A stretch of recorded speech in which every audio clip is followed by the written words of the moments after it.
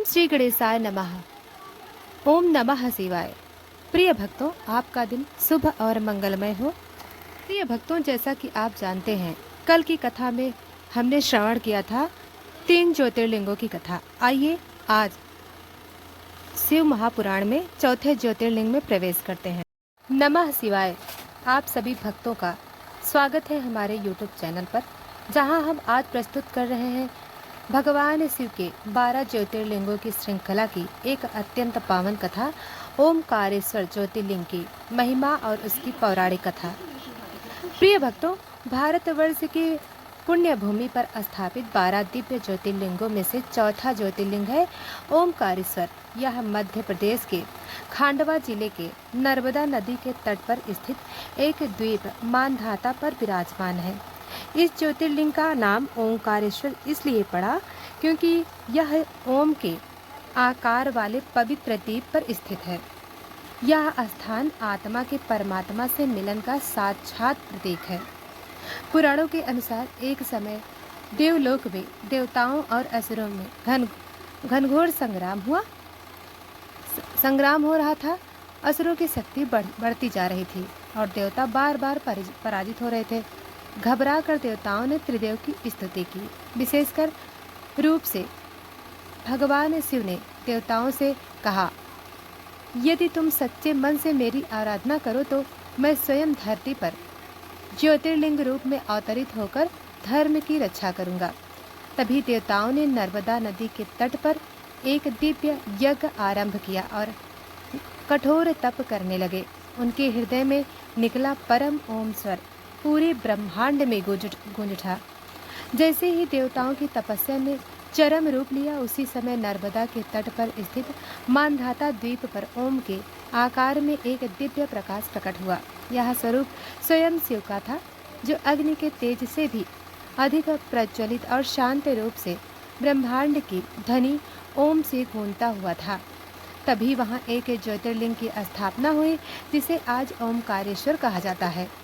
यही नहीं, उसी स्थान पर एक और लिंग प्रकट हुआ, जो ममलेश्वर कहलाया। यह दोनों लिंग अद्वैत शिव और शक्ति के मिलन के प्रतीक माने जाते हैं। एक और पौराणिक कथा के अनुसार इस द्वीप का नाम मानधाता द्वीप पड़ा, क्योंकि यहाँ इक्ष्वाकु वंश के प्रतापी राजा मानधाता ने घोर तपस्या की थी। राजा मानधाता ने अपनी सेना समेत शिव की उपासना की। वे नर्मदा नदी के किनारे बैठकर ओम नमः शिवाय जाप करते रहे। उनके तप से प्रसन्न होकर शिव प्रकट हुए और उन्हें अपने स्वरूप से दर्शन दिए। भगवान शिव बोले, हे राजन, तेरी भक्ति अतुलनीय है। मैं यहाँ स्वयं ज्योतिर्लिंग रूप में स्थिर रहूँगा। जो भी भक्त इस स्थान पर श्रद्धा से पूजा करेगा, उसे के समस्त पापों से मुक्ति मिलेगी। प्रिय भक्तों, कहा जाता है कि एक समय एक ग्वाला चरवाहा रोज नर्मदा नदी के किनारे आकर भैंसे चराता था और वहाँ ओमकारेश्वर के पास विश्राम करता था।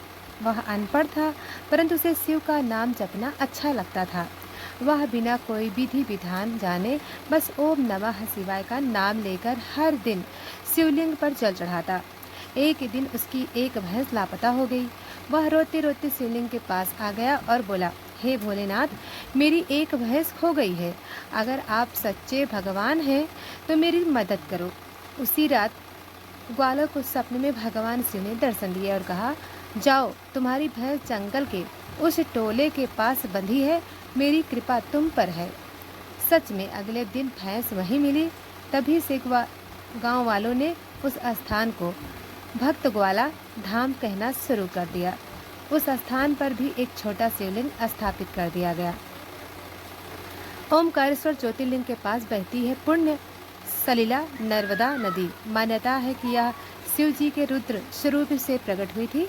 हर साल लाखों श्रद्धालु नर्मदा परिक्रमा करते हैं और ओमकारेश्वर में स्नान कर पुण्य लाभ प्राप्त करते हैं।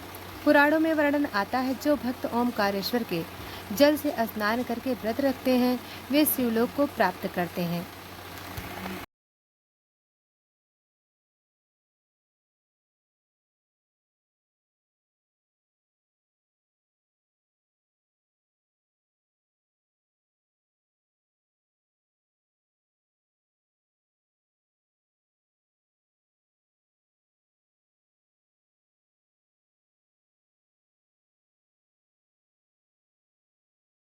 प्रिय भक्तों, अब जानते हैं ममलेश्वर अद्वैत शिव शक्ति की स्थापना। ओमकारेश्वर द्वीप पर स्थित है 2 शिवलिंग, ओमकारेश्वर, नंबर 2 ममलेश्वर अमलेश्वर। कुछ मान्यताओं के अनुसार जब आदि शंकराचार्य वहां पहुंचे तो उन्होंने अद्वैत तत्व की व्याख्या करते हुए कहा, जैसे ओमकारेश्वर और ममलेश्वर 2 हैं, फिर भी एक हैं, वैसे ही आत्मा और ब्रह्म एक ही हैं। इसलिए यह स्थान भारतीय दर्शन की अद्वैत शाखा का एक महत्वपूर्ण केंद्र भी बना। आज ओमकारेश्वर ज्योतिर्लिंग भव्य रूप में मंदिर परिसर में विद्यमान है। मंदिर की बनावट प्राचीन है, किंतु इसके चारों ओर कई आधुनिक सुविधाएं हैं। हर साल श्रावण मास में और महाशिवरात्रि पर यहाँ विशाल मेला लगता है। लाखों श्रद्धालु देश विदेश में आकर भगवान शिव के इस रूप में दर्शन करते हैं। प्रिय भक्तों, ओमकारेश्वर ज्योतिर्लिंग न केवल एक तीर्थ स्थान है, बल्कि यह शिव और आत्मा के अद्वैत मिलन का दिव्य केंद्र है। यहाँ की कथा ऊर्जा और श्रद्धा हर भक्त को परम सत्य की अनुभूति कराती है। जो भी मन, वचन और कर्म से यहाँ पूजा करता है, शिव की कृपा उसके प्रिय जीवन को अलौकिक कर देती है। आज की यह कथा समाप्त हुई। आगे ज्योतिर्लिंग की कथा हम कल सुनाएंगे। अभी तक वीडियो को लाइक सब्सक्राइब नहीं किया है तो अभी कर लें। धन्यवाद।